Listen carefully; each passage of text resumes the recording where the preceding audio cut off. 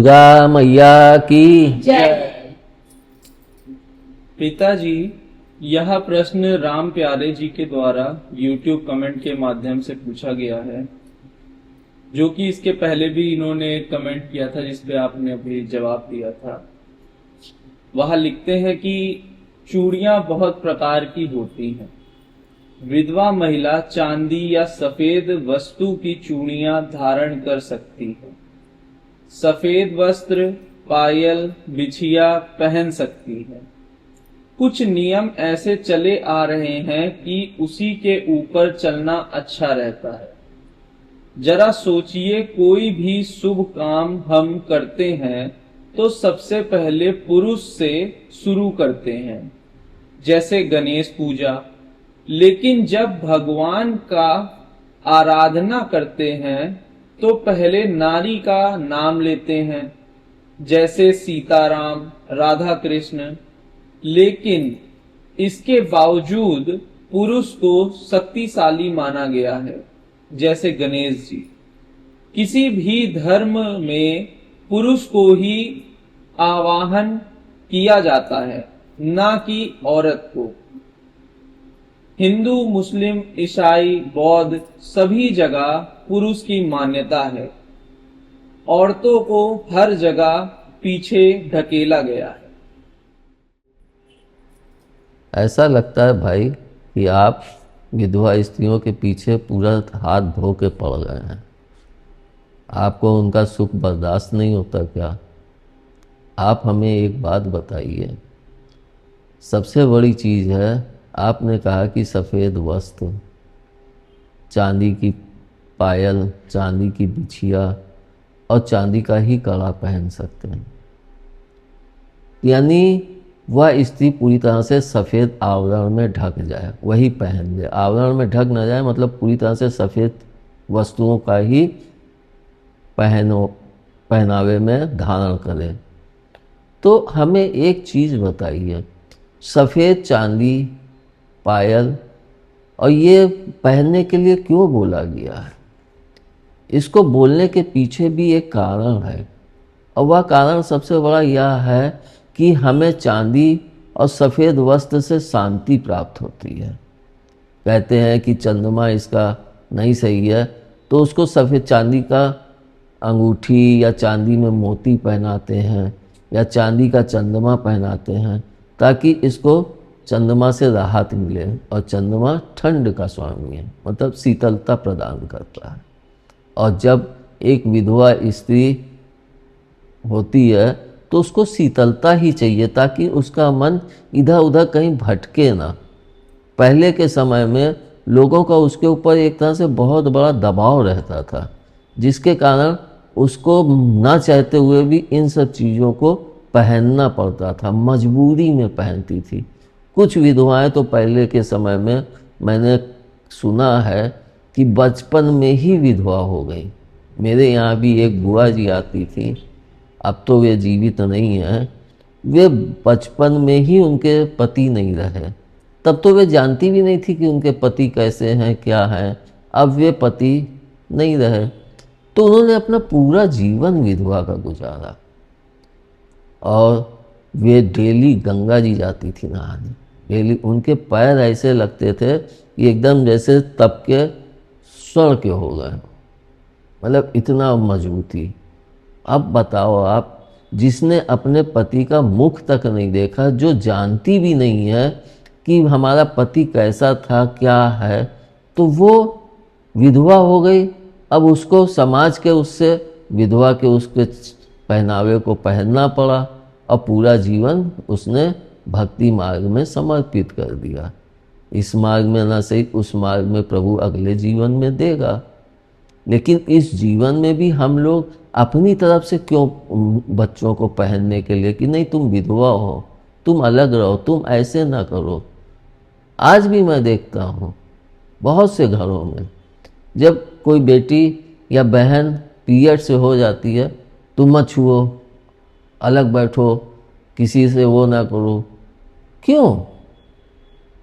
और जबकि बहुत से घरों में देखता हूँ कि उनको कोई रोक टोक नहीं होती। लेकिन थोड़ी रोक टोक जरूरी है। उसका कारण है कि उस समय वे अपने बहुत अंदर आंतरिक उसमें होती हैं, जिसके कारण उनके अंदर एक विध्वंस होके और फिर नवीनता, मतलब एक नवीन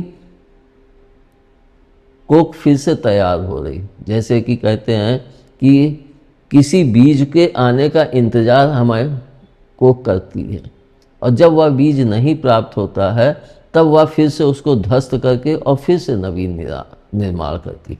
यह प्रक्रिया स्त्री के अंदर बराबर प्रत्येक माह में चलती है।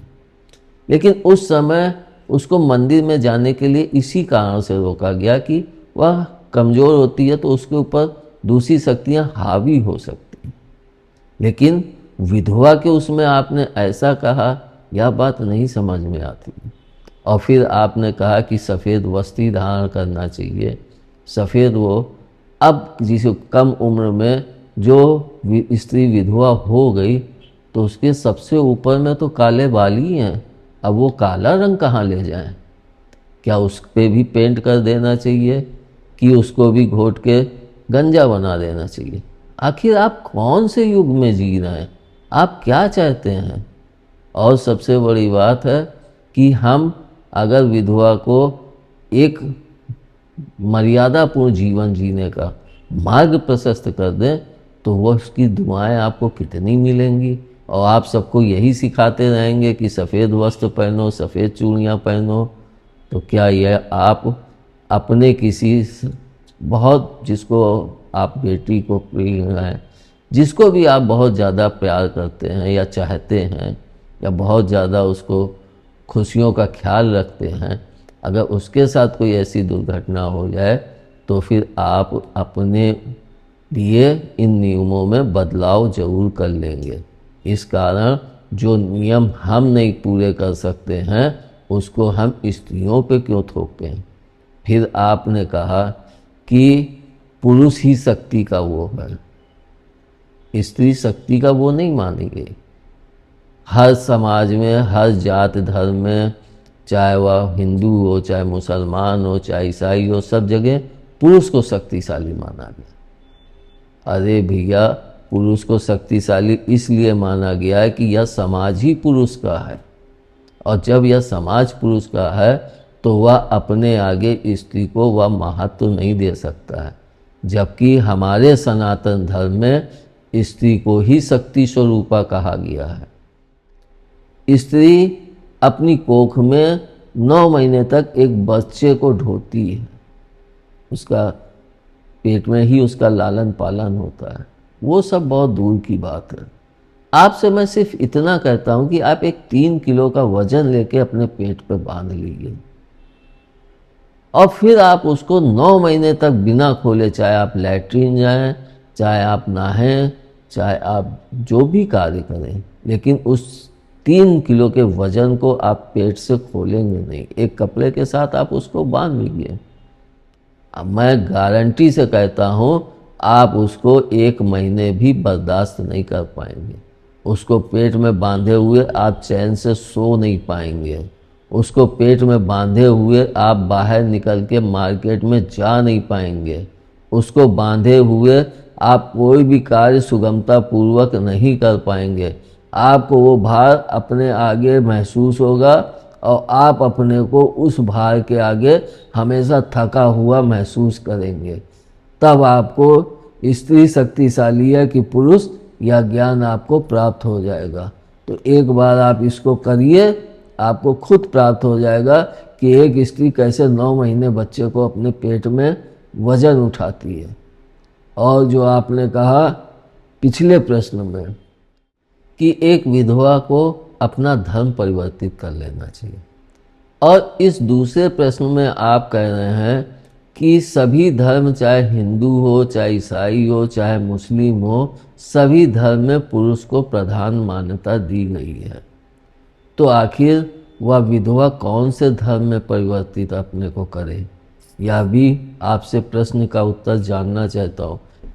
और स्त्री को आप कह रहे हैं कि पुरुष शक्तिशाली है, स्त्री शक्तिशाली नहीं है। अगर स्त्री अपनी शक्ति को दिखाने पे आ जाए ना, तो एक माँ अपने बेटे को वो चीज़ें दिखा सकती है जिसको उसने कभी जन्म में भी सोचा नहीं होगा। अगर उसकी बहू के साथ उसका बेटा कुछ गलत करता है तो माँ अगर उसकी कि हम भी स्त्री हैं और यह हमारी बहू भी स्त्री है, हमारी बहू के साथ हमारा लड़का अगर ऐसी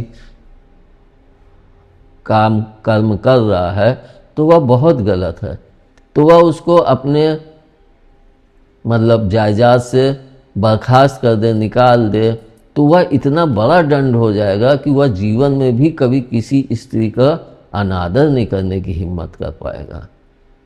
और जब वह अनादर नहीं कर पाएगा तो फिर स्त्री को उसके अंदर महत्व देने का एक विश्वास, एक उद्विग्नता जागृत हो जाएगी। फिर वह किसी स्त्री को ऐसी हालत में नहीं देख सकता है। इसलिए स्त्रियों के हित के विषय में सोचिए, उनका कैसे, क्योंकि पुरुष अपने हित के आगे स्त्री को वो हित देना ही नहीं चाहता। और एक सबसे बड़ी बात मैं पूछता हूँ कि आप ये बताइए कि आपने जन्म लिया तो 9 महीने में, एक स्त्री जन्म लेती है तो 9 महीने में, उसमें भी वही खून है, आप में भी वही खून है, उसमें भी वही परमपिता वास करता है, आप में भी वही वास करते हैं, उसमें भी माँ की शक्ति कार्य करती है, आप में भी माँ की शक्ति कार्य करती है। जब जन्म लेने में कोई चीज़ अलग नहीं है तो फिर ऐसा भेदभाव नहीं होना चाहिए। हमें जब अगर मान लीजिए आपकी पत्नी ना रहे और आपको अगर ऐसे कोई निकाला दे दिया जाए कि आप यहाँ विदुर हो गए हैं, आप इस समाज में नहीं रह सकते हैं, आप एक कोठरी में बंद रहे हैं, तो आप यही कहेंगे हम बंद रहेंगे तो कमाएंगे कहाँ। और जहाँ आपने बाहर समाज में पैर रखा तो आप अपने विदुर मानना ही छोड़ देंगे। वही हाल स्त्रियों के साथ भी होता है। जब वे अपने पग को घर से निकाल के और कमाई के लिए कहीं माल फैक्ट्री में या कहीं नौकरी करने लगती हैं तो वे भी धीरे धीरे अपने इस दुख को भूल जाती हैं। और कहते भी हैं कि समय से बड़ा घाव भरने वाला कोई नहीं है। एक समय ही ऐसा है जो धीरे धीरे आपके घाव को भरता है। और इसका अनुभव मैंने भी कई बार किया है। जब मेरी माताजी नहीं रही थी तो मैं भी पीजीआई की तरफ से निकलता था तो उसकी तरफ देख के एक सिहरन सी होती थी, तो मैं कभी कभी रायबरेली या उधर जाने के लिए अपने मार्ग को बदल लेता था।